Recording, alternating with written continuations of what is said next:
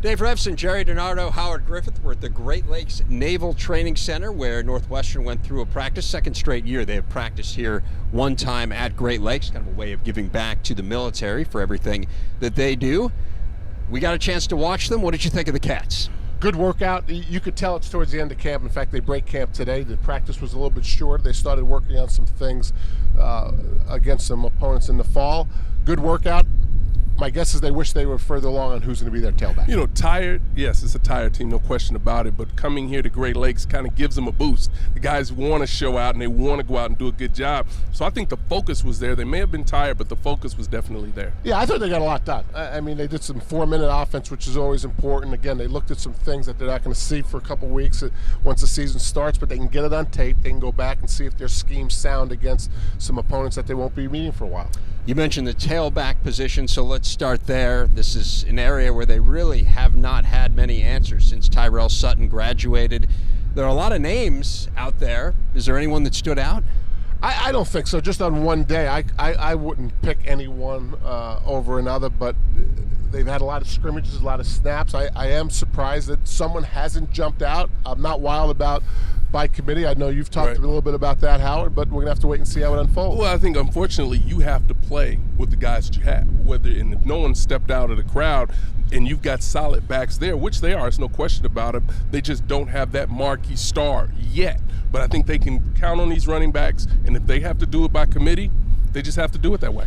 And if they do it by committee, the offensive line's got to take more responsibility. Those are the guys that are veteran. Yeah. That's the deep part of the offense. And, I mean, they're talented on the perimeter as well, and obviously Purse a great player. But when it comes to the run game, if they can't find someone to take over the game from the backfield, the offensive line's got to take over the line of scrimmage. And they'll need to depend more on the quarterback running the ball. And if there's a concern about Dan Pursa, it was that they really limited him in terms of how much he was able to run around out there. Where do you think Pursa is, just based on what you've seen?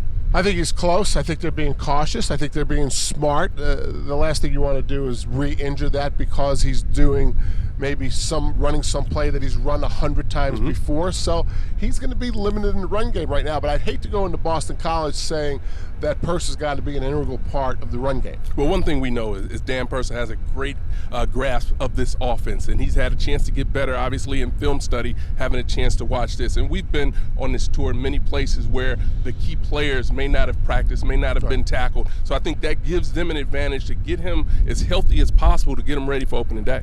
What did you guys think of Kane Coulter, who saw a lot of reps? Well, I like Kane Coulter. He's out of Denver, Colorado, and a player that can make some plays. I think about when we saw him in the spring, he was really on fire, particularly throwing the football. His accuracy was really right on point, and then we saw him again today, did a nice job. And that's the guy who really benefits, obviously, from Dan Pursa being down. He also gets to talk to Dan Pursa on the side, and he can talk to him about different reads that they're going through. But if they have to rely upon Coulter, I think he's a guy that can win football games for them. Yeah, you mention this all the time, how the fact that Coulter got all those snaps in the spring, you know, with Dan being out, that's the bad news. The good news is someone else gets reps. So Coulter comes in to camp virtually being the starting quarterback or getting a bunch of reps all during spring practice, which I believe makes his progress in camp better than if he didn't get all the reps in the spring. So there are some concerns obviously on the offensive side, but the defensive side just did not put them in a position to win those final 3 games, giving up 163 points in 3 games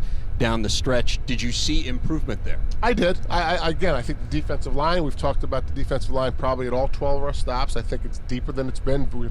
We heard Vince Brown share that opinion with us. I love the secondary, especially the first 4.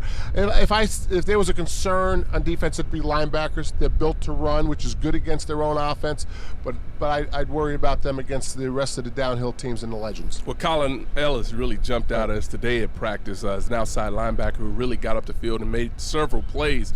But I think it's really about the fundamentals of tackling, and I thought that's what one of Fitzgerald really talked about since the spring, being more consistent, making the tackles. He thought it was some effort situations there as well. But I can tell you, again, this team gets ready to play when game time rolls around, and that's one of the things that you can always count on when you talk about Northwestern. And you achieve what you emphasize, and I think as you talk to the defensive players, everyone says, what about last year's collapse versus the run game? You talk to Mike Hankwitz, the defensive coordinator. They're hurt. Their pride's hurt. And with this group, I don't think there's any question that's going to help them because that's going to be a motivator. They didn't pull any punches. I mean, Right. the word embarrassing came out several times in Right. those conversations, so you understand that they are acutely aware of just how bad it was down the stretch for Northwestern. It's been a great run for Northwestern of late here, 3 straight bowl games for the first time in school history, trying to make it 4 in a row and trying to end a skid of 8 straight bowl losses. That's going to do it for us from Great Lakes. Plenty more content. Check it out on btn.com.